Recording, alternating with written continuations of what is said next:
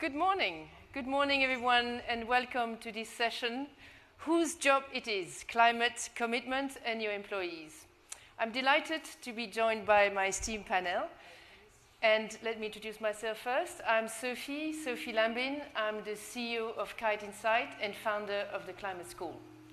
The Climate School is an idea that emerged more or less 2 years ago when we realized in our workings with clients that there is, on one hand, a huge appetite from employees to contribute to the climate and sustainability strategy of their companies, but a complete lack of understanding or sense of what it meant for their role, whether they were in procurement, sales, innovation.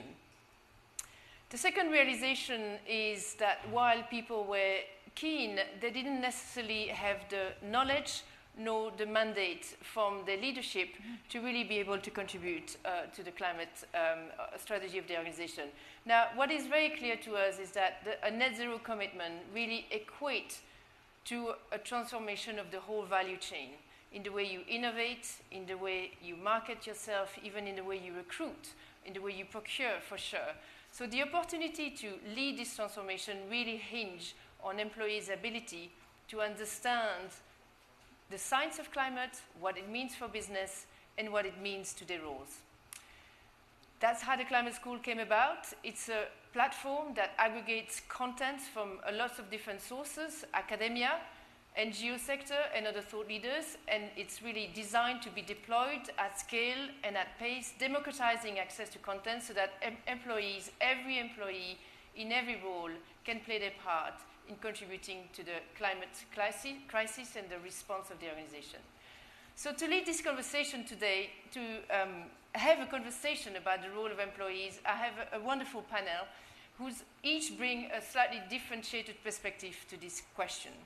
To my right, I have Dr. Catherine Hale, who is the Chief Scientist at the Nature Conservancy. Hello, Catherine. Thank you for having me. Catherine recently published a book, which she will tell you a few words about, and is herself extremely committed and motivated about the role of employees. Next to Catherine, I have Cristina Machina, a Director of Corporate Affairs at Nestlé. Hello, Catherine. Hello, Cristina. Hello, everyone. Hi. Thank you for having me. Next to Cristina, I have Emmanuel Sibla, who is a co-founder of Le Collectif and a climate strategy leader of Decathlon, so wearing two hats today. Hello, Emmanuel. Good morning, everyone. And then last but by no means least, I have Truus Huisman, who is the Chief Communication Officer at the IKEA Foundation. Lovely to be here. Thank you, Sophie. Thank you, Truus. So, Catherine, maybe I'll start with you. If you could, and I'll ask each of you to give us your perspective on the role of employees. If you could give me, from your vantage point, your view on the role of employees in contributing to the climate crisis and its response. So often these days I am asked, do we need individual actions to solve climate change, or do we need collective solutions? And my answer is yes. We need everything, but how are we as individuals most effective? It's within the systems that we're part of. How does the system change? How does a corporation change? How does a whole sector change? It changes when individuals begin to catalyze that change. And so the role of employees within organizations is absolutely essential. I can't put a number on it, maybe somebody else could, but I would venture to guess that for every corporation who decided to set a net zero target, a sustainability target, change their business model, for every corporation who did that because the CEO or the leadership decided to do it, I would bet that there would be at least 10, possibly more companies who decide to do it because it was initiated or catalyzed by an employee who then spoke to other employees, and then that effort rose up to the level of those who make the decision for the company.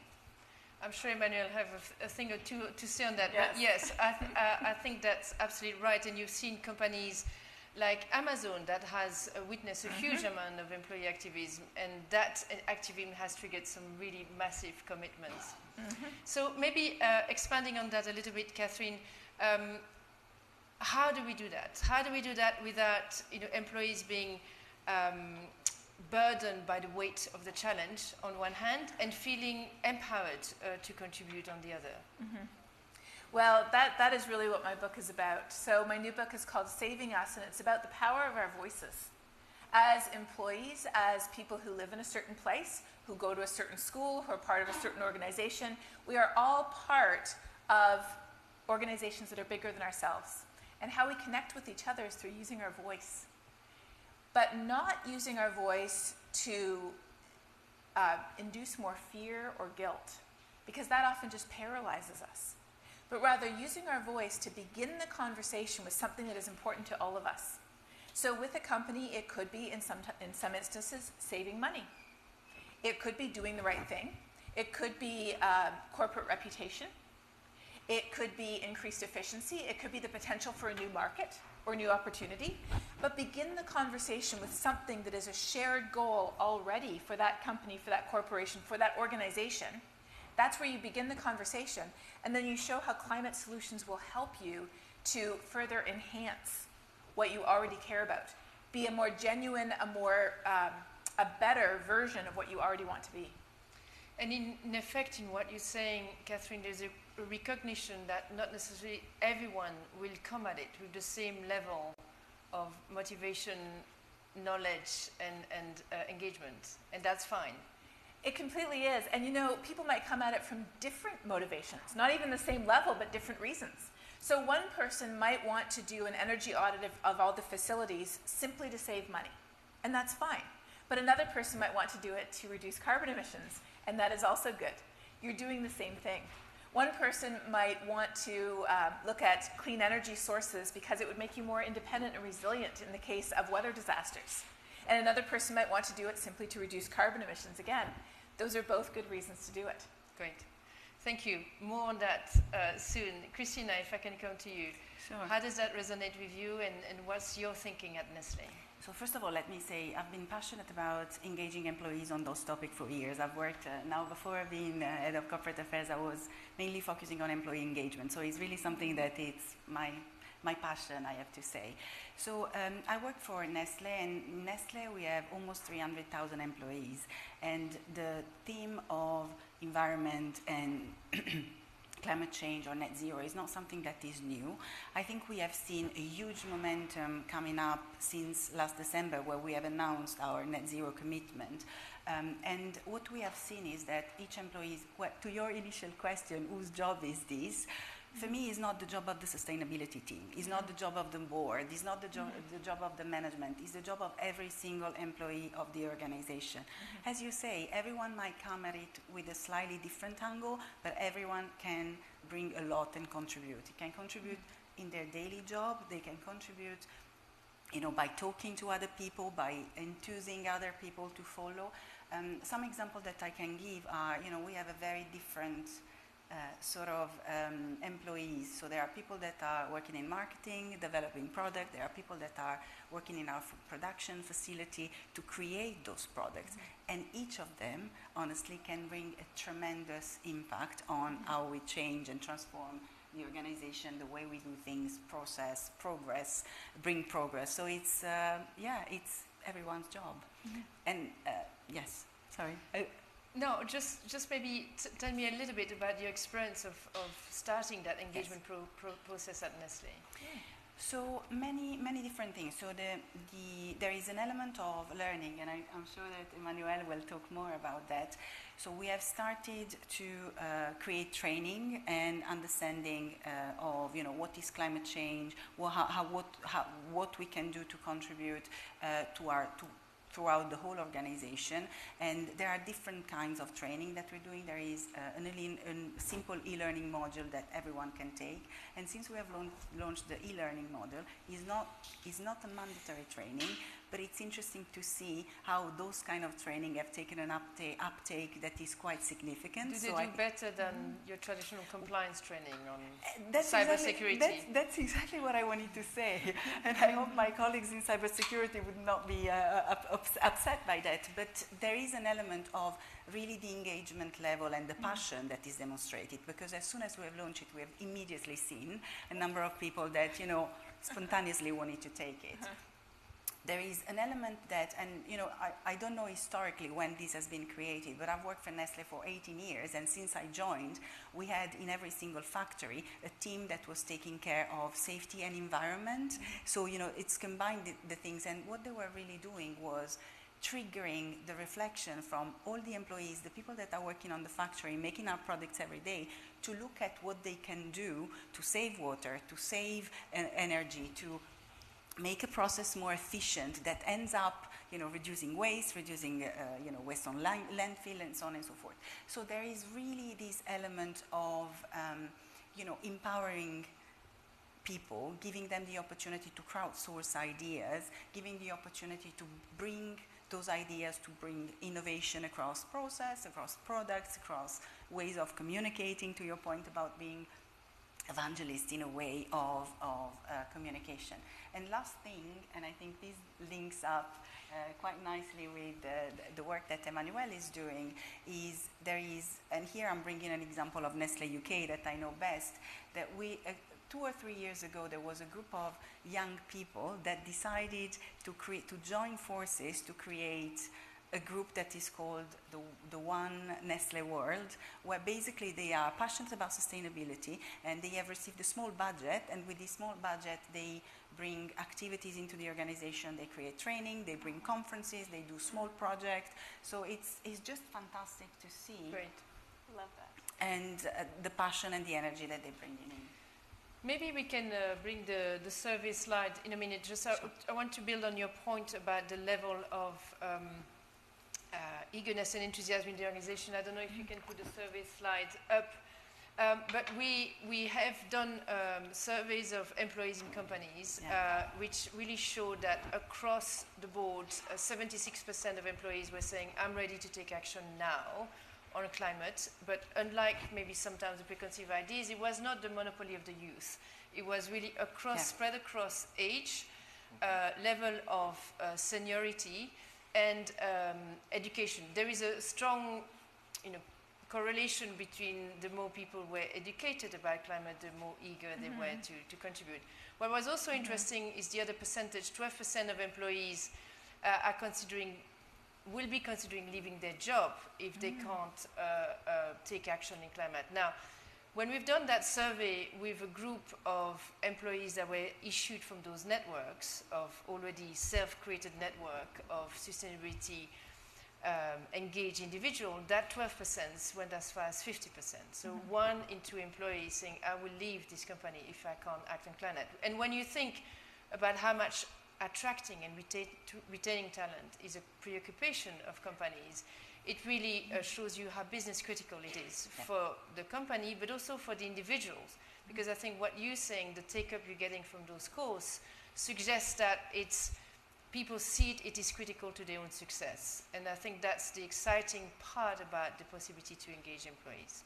So I just wanted to bring some of those data points. And maybe the last one, the 26% employee feel depressed, which is, acknowledging the emotional impact it's having on people. And in fact, our approach in the way we design the program at the Climate School is really to build the knowledge, the head, address the motivation and the acknowledgement of the emotional connection to the issue, the heart, and give people the tools in a way that are very relatable to their role and function, the hands. The head, the heart, and the hands being what needs to be mobilized to really create a condition for action. With that little data interlude, thank you, Christina. I want to go to you now, Emmanuel, and with your 2 hats, explain how you go about engaging employees for climate action. Yeah, thank you, Sophie. So let me define a little bit what is the collective, because it's not a term. We started in France. The idea is that in any company, you have groups of employees who decide to form a little network and take initiatives to further the progress of their company in terms of sustainability, who feel that maybe the company could do better or could go faster, and they take it in their own hands to propose projects or initiatives to push the company further. And we've done that in the company I was working with earlier this year. And to give you a concrete example that also relate to what you've been talking about, one of the key topic is education and awareness in the company. So we decided, at the beginning, we were 3 people, to propose climate awareness workshops, two workshops that are really great. One is Climate Fresh, which is about understanding the IPCC report, understanding what is climate science, but in a practical, interactive way through workshops, serious games, and another workshop which is called 2 Ton, which is driven at actions. What can you do to lower your footprint and engage the rest of the population? And we started this proposing some time slots to just test the idea, also test the appetite of the employees, because we had no idea whether it would resonate or not.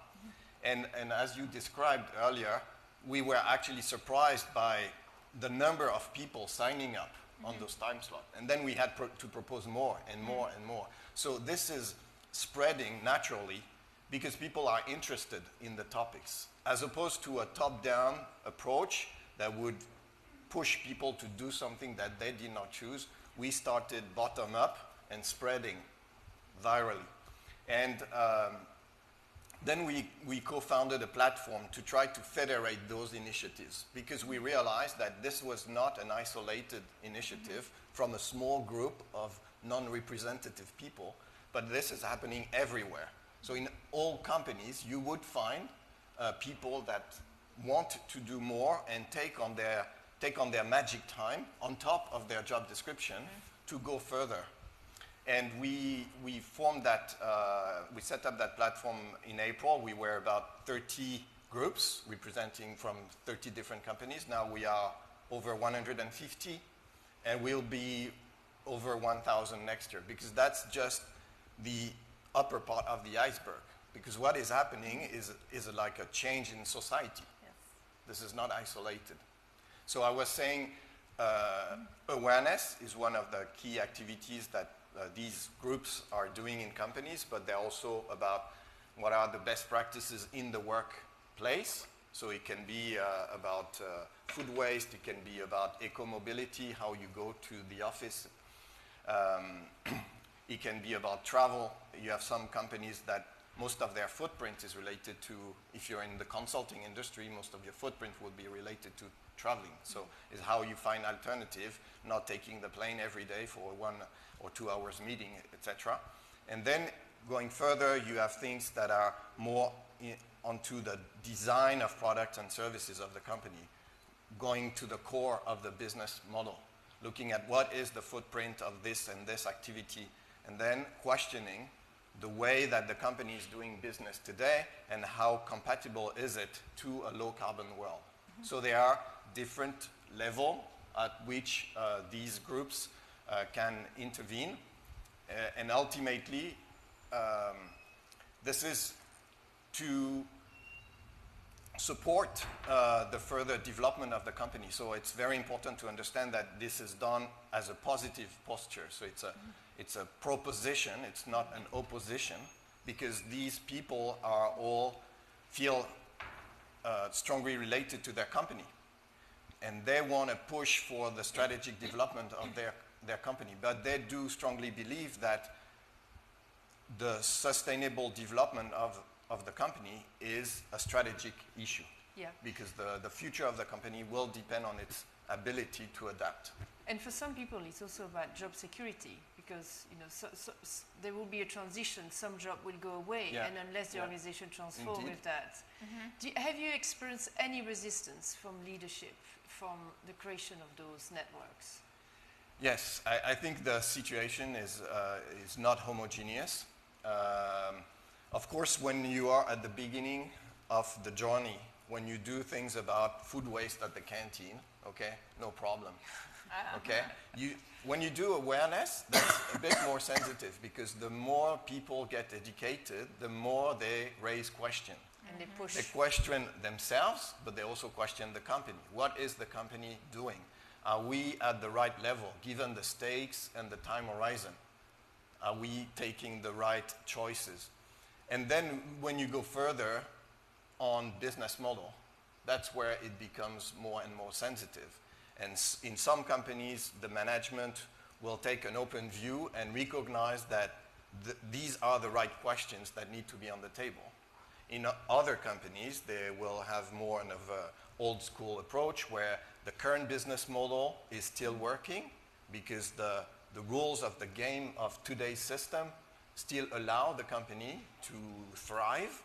So why would you be challenging something that today works? You know?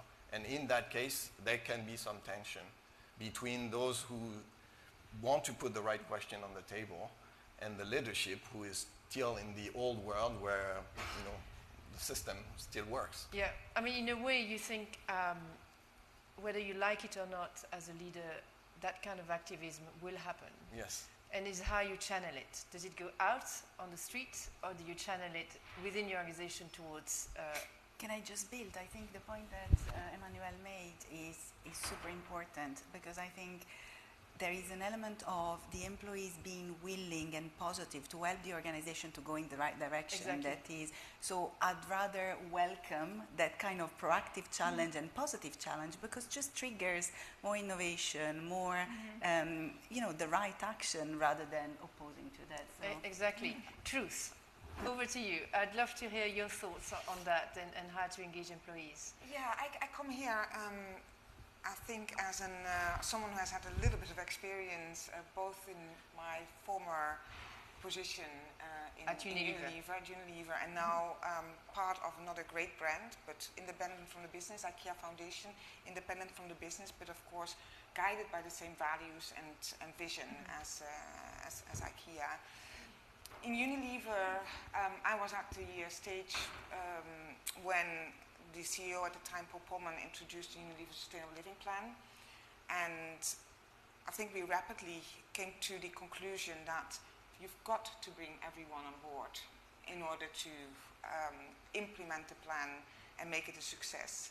And so what Paul did at the time, at several levels, that's Paul Polman, right? Paul Polman, yeah.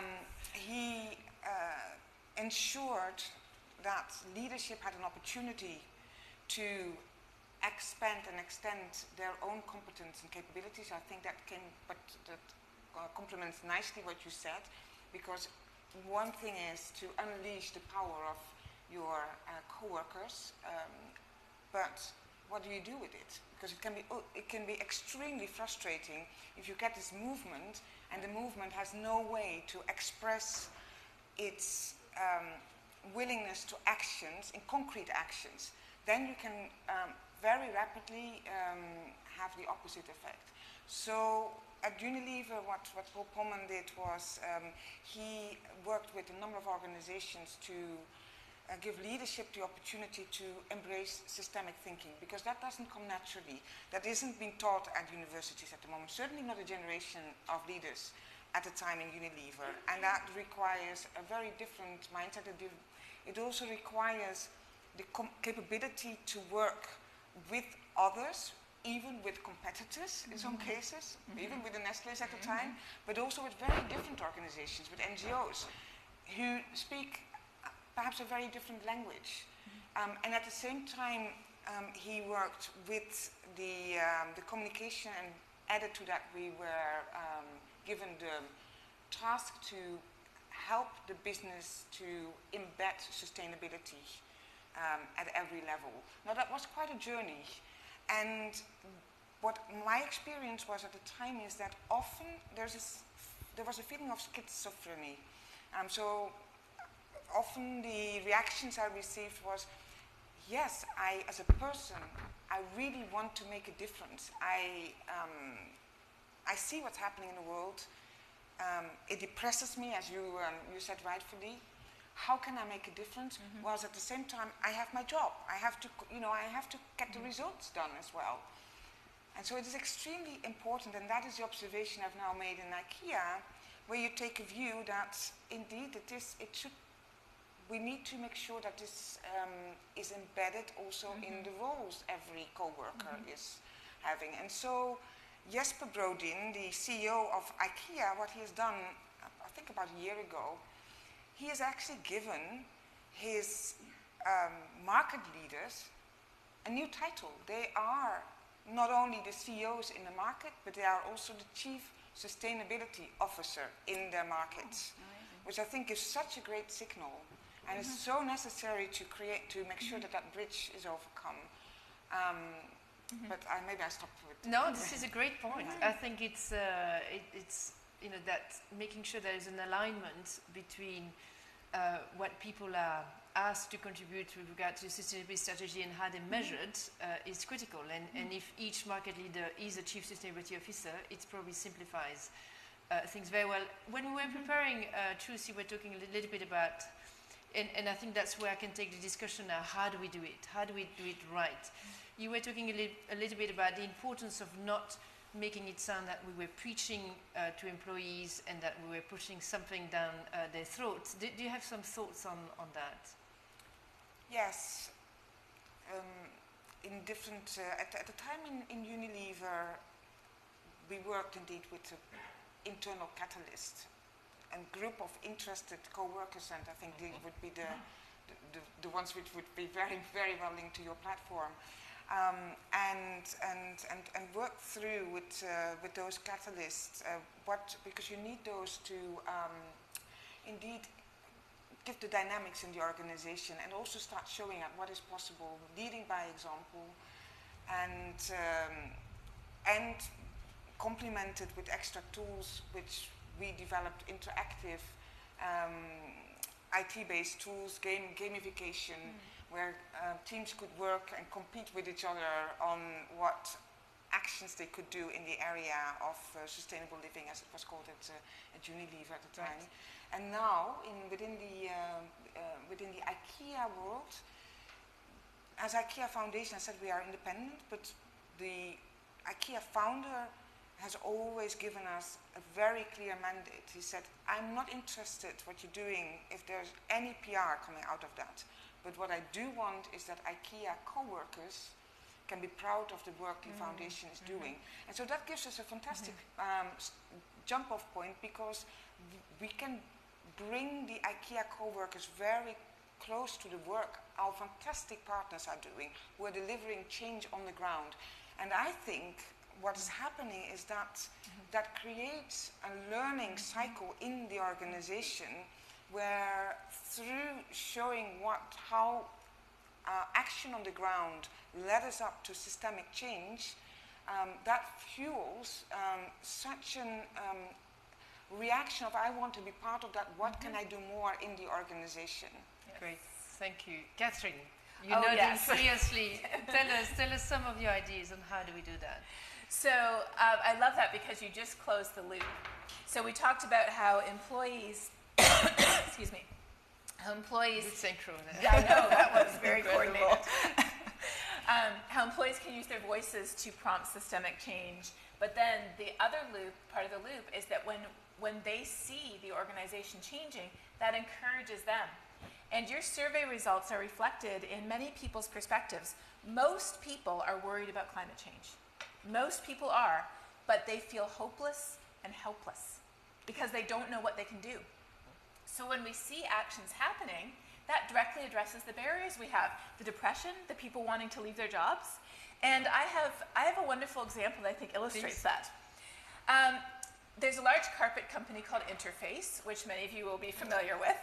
And carpet is very necessary. Carpet is under our feet right now. But carpet is not an exciting product to sell. It just isn't. You could get very excited about a new piece of furniture, a piece of sports equipment. You can get very excited about food. Not very many people get excited about carpet. So it's a bit of a difficult job to be selling carpet. But here's the thing. They have figured out not only how to have carbon neutral carpet, they have figured out how to have carbon negative carpet, where they put carbon back in the carpet. And so when you are installing, in some buildings, literally acres of carpet, you are actually installing something that has taken carbon out of the atmosphere and is actively part of the climate solution. And they have noticed such a difference in the morale of their employees and their salespeople, because they are selling an amazing solution to climate change that everyone needs, and it makes the world of difference. I love that story. And I think there is something, I heard Lindsay Levin from Leaders Quest saying, we are so privileged to live at a time when we have such a difficult problem to solve, because we can truly tap into our ingenuity, into our creativity, innovation. And the world of work is a space where, you know, there is a context, there's a resources, there is a targets to do that. And I think to be able to mobilize people around that possibility of, you know, creating new products is really, really exciting. Christina, would you like to pick up on the how? Yeah, I think a lot has been said, and it's, you know, very inspiring to hear. But just one thing that I wanted to comment on is this element of really engagement that you can see through the employees. So these, you know, sometimes I was giving this example before. Sometimes, you know, when you interview people, more and more you see that they want to join an organization because they want to make a difference in a certain space. So there are people that join us because they're passionate about food, but they join us because they're passionate about circular economy in food, and they have ideas of how they can, you know, bring innovation into the food by using material. I think we have here one product that is created by using the entirety of the cocoa, also the pulp that was usually kind of used as was becoming waste. So I think this element of high engagement, this element of looking for a purpose is something that we have to unleash. I think about how we do it. There are jobs that are, again, if I think about Nestle, there are jobs that intimately are related to sustainability. Think about marketing, think about procurement, think about the operators that work in the factory. They can make a real difference every day in their work. But there are other things that we have to connect. So for example, one of the things that we have launched recently is kind of an innovation challenge where, and to the point of focusing the effort of people on certain things. So we identify a specific problem, we ask employees to crowdsource ideas to solve that problem. And once again, they can pitch that project or that idea to a group of leaders, and we can test it. We can, you know, again, we can get the investment and source that idea, and maybe this idea becomes something concrete. So that full cycle of then getting your idea realized and the motivation that it brings, that is absolutely fantastic. I think that's critical, right? That was your point, Truth. If you raise the level of knowledge and engagement, you then need to translate that into action. That could be counterproductive if you don't, in terms of demotivation. But do you have already examples, and maybe you too, Emmanuel, of been able to translate that new level of understanding into concrete projects? So there are some projects that have been products even. I can't give the whole details because they're still in development. But there are some products that have been brought to life and to a stage of development because of the idea, sustainable idea created by a group of employees. So, you know, it's clear that when we will launch it on the market, it will bring a completely different dimension. And, you know, they target and solve an issue that is real, that the company had and was brought down to the employees, and they came out with a solution. So that's story to tell as well. So that's fantastic. That's another important story to tell. Emmanuel. Yeah, I want to also comment on what was said earlier on the fact that at the beginning, employees may be taking the initiative depending on how the company is going to respond to that, and if it shows that it has an open culture and gives some space to the employees to do so, then other employees feel empowered to also to come up with initiatives. So you're creating an innovation and creativity loop because you're giving space to the co-workers to express their ideas. So it's important that this reflection happens between the movement from the employees and the response from the company. The other thing I wanted to comment is, as you were saying, Sophie, I wear two hats. We started collectives and we co-founded this platform, and now I'm kind of on the other side of the barrier because I'm part of at Decathlon as part of the sustainability department, so in a more formal position. And I can see that what is important is that it remains a bottom-up also approach. If this is something that is decided by the sustainability department and trying to roll out things, it will not have the same impact. You need to leave some autonomy to the people so that they take ownership and they will take from their own energy to come up with new ideas all the time. So as a member of the sustainability department, I'm more in a position where I need to support or stimulate, sponsor those activities rather than trying to direct them.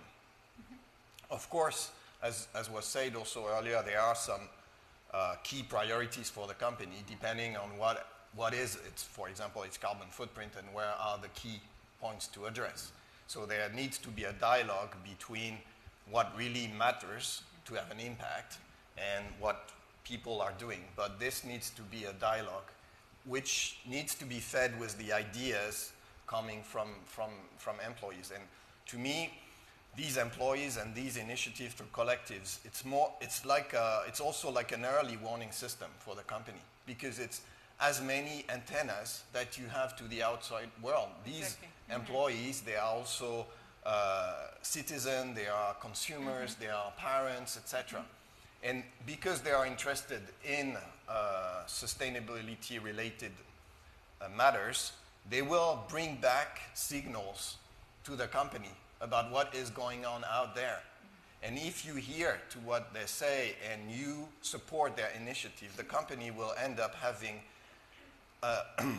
will be ahead of the competition as well, because it will have integrated all these signals and it will have changed a bit its direction, not waiting for the rest of the market to have moved, but anticipating this moves because it listens to these inputs from all these antennas. Yeah, now it's being able to see the risk coming around the corners, but also the opportunities. Sure. Do you give consideration on how you will make that engagement process and education process inclusive, to not leave people behind in the organization? Because as you said, it has huge ripple effect as well in how people end up behaving in their own communities and families. So there is a huge potential, but also importance to bring everybody along. Is that part of your reflection? I'm thinking Christina, Emmanuel, primarily in your companies, and actually Truth as well. Well, just a word about the collectives is really an open No, I mean organization. in the context of Decathlon in this case.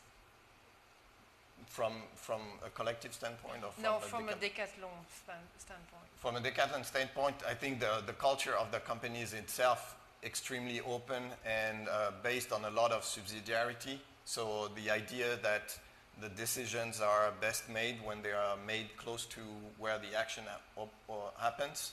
So this is an organization very conducive to the inputs and the involvement from everyone in the company. That's Christina? In the culture. Yeah, I think one of the things that I wanted to raise is the fact that if we think about our employee base, we have people that are based in the factories and we have people that are based in offices. So the way in which we have to engage with them, it's very important but very different. Because, you know, you can deploy sustainability training, run workshop online with people in the office. But what is very important in the factories is that those conversations takes place. So in every shift basically that we have, there are conversations that take place where, you know, on the wall they have very visual illustration where they have to think about the impact on environment, what they can improve all the time. There is this important continuous improvement process that they do all the time, and it's completely the environment. It's completely embedded in the conversation they have. So it's very important that, you know, we think about how do we trigger those conversations through the tools that are more appropriate. So as I said, in the office might be the online communication, or we have a kind of social network internally, but in the factory it's more and more, you know, like visual illustration in the places, triggering those dialogue at each shift, etc. I just wanted to build again on another point that was related to the previous point, somehow about how do we channel the energy, the positive energies of the employee to avoid that becomes almost a counter effect.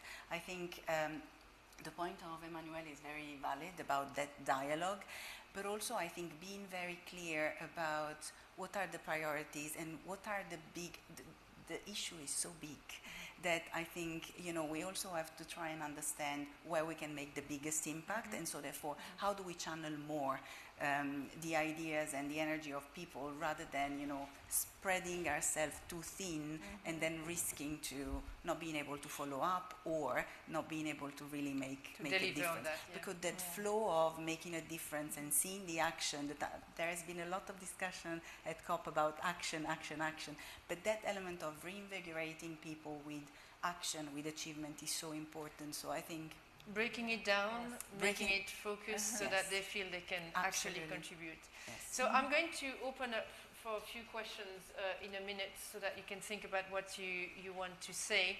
But Catherine, do you want to maybe react to what you've just heard now, and so that we give people some thinking time for their questions? Yes. So while you're thinking of your questions, I wanted to highlight something that I have noticed that every person has said and referred to. And Christina, you said it the most explicitly, but I heard it from everyone, and I think this is a hallmark of success. And that is when sustainability and climate action is not siloed. I work with many cities and nonprofit organizations as well as companies. And again, I see this issue being siloed. These are the sustainability people over here, and they are in this little office over here, and they are the only ones who do sustainability, and the rest of us do different jobs. This will only succeed if we recognize that climate change is an everything issue. And we even see this siloing, and I referred to this at a previous science talk I did at COP, which is with the Sustainable Development Goals. Climate action is the Sustainable Development Goal, but the only reason we care about climate action is because it affects poverty, hunger, clean water, good jobs, basic health care, affordable energy. Gender, exactly, gender equity. Thank you for mentioning that too. And so it's almost like you have to take out climate action and sustainability and you put it as this overarching perspective on the whole corporation, which is exactly what each of you have referred to. And I wanted to pull that out explicitly because the only reason we care about it is because it affects every aspect of our operations, supply chain, production, marketing, sales, and every aspect of the corporation has a solution to contribute and is part of that solution. And it links to what Truth was saying about a systemic solution. It's a systemic problem, it's a systemic solution, and we need to mobilize people in new ways across departments, across function.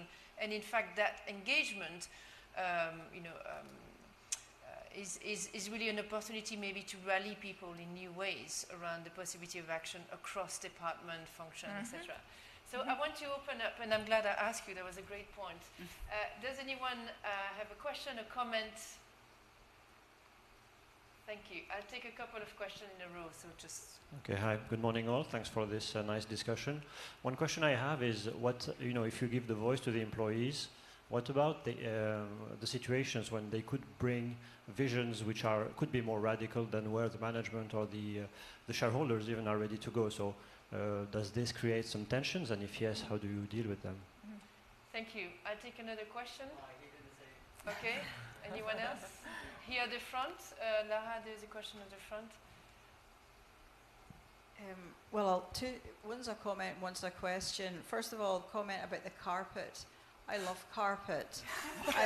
and when you come to Scotland, you'll see beautiful carpet, especially tartan carpet. You need to look out for the black watch tartan. Anyway, the question was about conflict. Everything that you've been saying sounds absolutely amazing, and I'm very impressed. As an organizational psychologist, I'm sitting here thinking these people really know what they're talking about. But the key question is always going to remain, when it comes to people, inevitably conflict will emerge. So what do you have in place for handling that? Because unions aren't good at it. What are you going to say about how to handle conflict when it inevitably arises? There's nothing wrong with conflict. It's part of our everyday life and living. But what do we do? Wonderful questions. Anyone else? So there is a strong, looking at themes that emerge, a strong, probably we're telling too much of a good story. We need to bring out some of the tensions here. But yeah, I think, Christina, and Emmanuel, I probably put that to end truth. Yes. Wonderful. So here we go. Who wants to go first? I can go first. What you're saying is true. Obviously, we don't have the same position. Some people have more extreme position than others. And I think we also need that because it's like the weighted average. You need sometimes to hear about something that is more extreme to also put the cursor at the right position. Today, in my role as part of the Sustainable Development team, I'm here in the middle of some employees who want to push and who can have radical position, and on the other side, the top management and the shareholders. And that's also part of my job, to try to link up the two.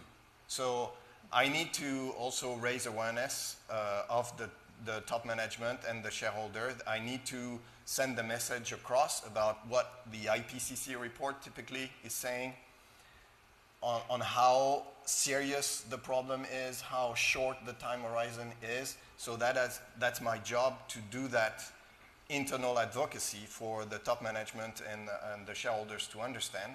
At the same time, I need to sometimes temperate all the influx from the employees. I think at the end of the day, it works if there is a level of sincerity in the commitment of the management. Because all the companies will have net zero goals, all the companies will have wonderful corporate values on the corridors, etc.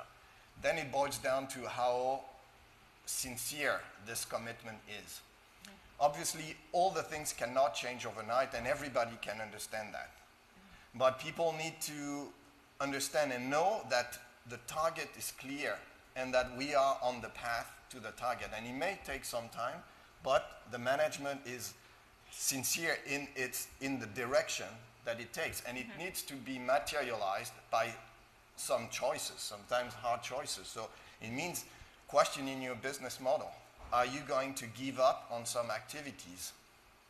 Are you going to put investment in new business models that are by design low carbon?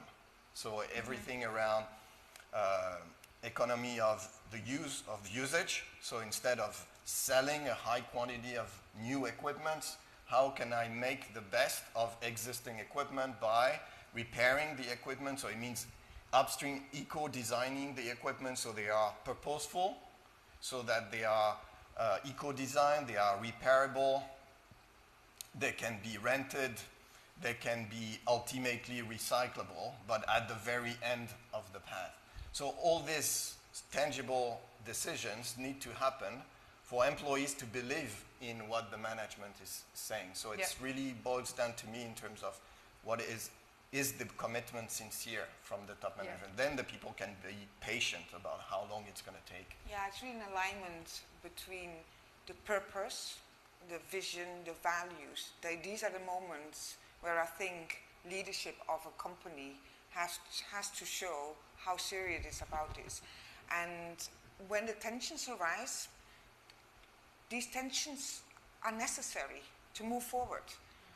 And the other part, which I think is really important, I've heard actually in a meeting on some of these dilemmas, and I had the privilege to be part of that in IKEA, where some of these quite radical ideas and also problems the co-workers saw in their own environment, and where I heard Jesper with great humility, Jesper Brodin, the CEO, with great humility say, you know what? We haven't got the answers yet. These are really good points, and they're really big points, but we've got to work our way through. And I think I said it, sorry. No, this is great. This is really building on Emmanuel's point and recognizing that this situation will exacerbate these tensions, whether they were pre-existing or not, is critical. But Christina? Yeah, I think, it's been beautifully said by both of them, but just I think the honesty, I think, is important, really honesty, dialogue, and sometimes, honestly, those critical points are welcome because really push the organization forward. To your point about conflict, it's true, but I think, it can emerge as a conflict, but I think the power of the dialogue is what is key to that. So setting the right expectation, sometimes even being able to say, we cannot do it now, but it's a great point. Let's bear with me, and to the employees to continue to bring that idea, I think is absolutely crucial. But your starting point about the honesty and the sincerity, as you defined, of the intent as to be, it's paramount, because otherwise, it is not going to give us in any direction. It's not going to be the same for every company in every industry, because the climate crisis will be, creating huge commercial opportunities for some companies. Absolutely. Others, they probably need to put the key under the carpet, which will be terrible for the employees. So I think this will play out differently. When I was talking to someone in Aberdeen, they're very worried about the future of their job in the oil industry. Catherine, did you want to comment on this? Well, so I was reflecting on this because I come from the world of academia rather than the corporate world. But the way that you expressed it as sort of a distribution with the tales of the distribution is exactly the way I think about dialogue and discourse in academia and climate science. So people may not realize this, but physical scientists are inherently very conservative. We don't like to go out on a limb. We would never want to be accused of being alarmist. And yet we are the ones who are studying the greatest crisis to confront human civilization today. And so our bell curve was very firmly over on the right-hand side of the political spectrum, not political, on the right-hand side of the conservative spectrum. Just be conservative and cautious and careful, not political at all. But thanks to those voices like Jim Hansen, who was a NASA scientist for many years, voices like Peter Kalmus today, voices like Kevin Anderson here in the US, thanks to those outlier voices, and then thanks to the ones right next to them, people like Stefan Rahmstorff and Michael Mann, together, and I hate the fact that I can't even mention women over there, because in our field, 13% of us full professors are women in my field. That number is changing, and it's changing quite quickly, but we are not going to reach gender parity in my field until 2050 at the rate that we're going. And that is important because we need a diversity of voices. If it's a monoculture of voices, we are not seeing the perspectives that we need to, and that's something that I think the corporate world is far ahead of us in science on. But because of those voices, the bell curve has shifted. The tone of the IPCC has shifted radically over the last 10, 15 years. My own voice is now, 15 years ago, my voice would have been at the very tail, but now I'm very much in the bell curve. And because of that, it reaches a much broader audience because of those few pioneers who were brave enough to use their voices and to induce conflict in order to move the entire community with them. And so that is the true benefit of that uncomfortable, like you said, uncomfortable conflict that makes you evaluate and question. And there's never a perfect solution that everybody's happy with, but it absolutely moves people further in the right direction. I think I'll add a module on that in the climate school. I think this is great. So part of this conversation was framed around COP, obviously, which we haven't talked about much. What I'd love to hear from you, and we have just a few minutes left, is how do you think employers might want to replay back what the hell happened at COP for their employees, and to make that sort of more palatable, assuming there is a program of engagement that is pre-existing, so you don't start from scratch. But how do you translate those big agreement or those big IPCC reports? We talked about a climate fresque. I think we have some colleagues here who have been leading those workshops in companies. But can you share some thoughts in relation to COP? Now let's be specific to the context we're in.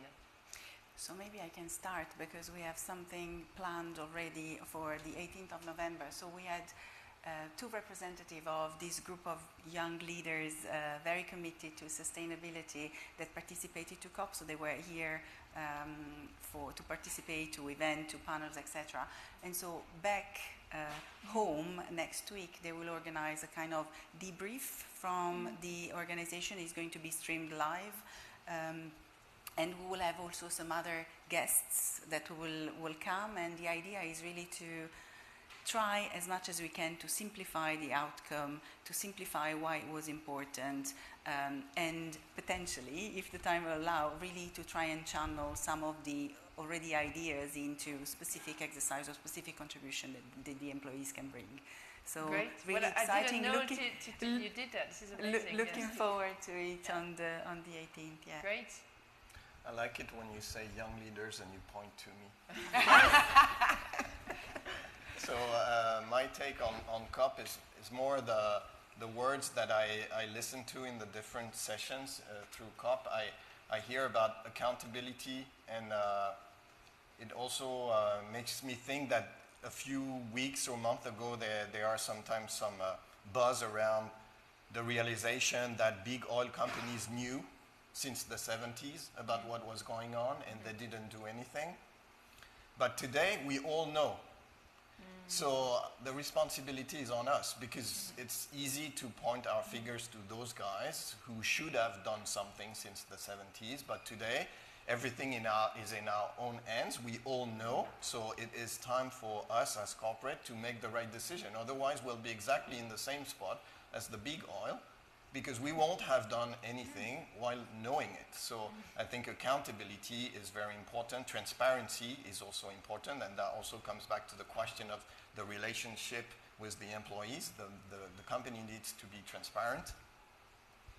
There was other words that I hear a lot now about planetary boundaries, and the challenging business models is something that a few years back was not on the table.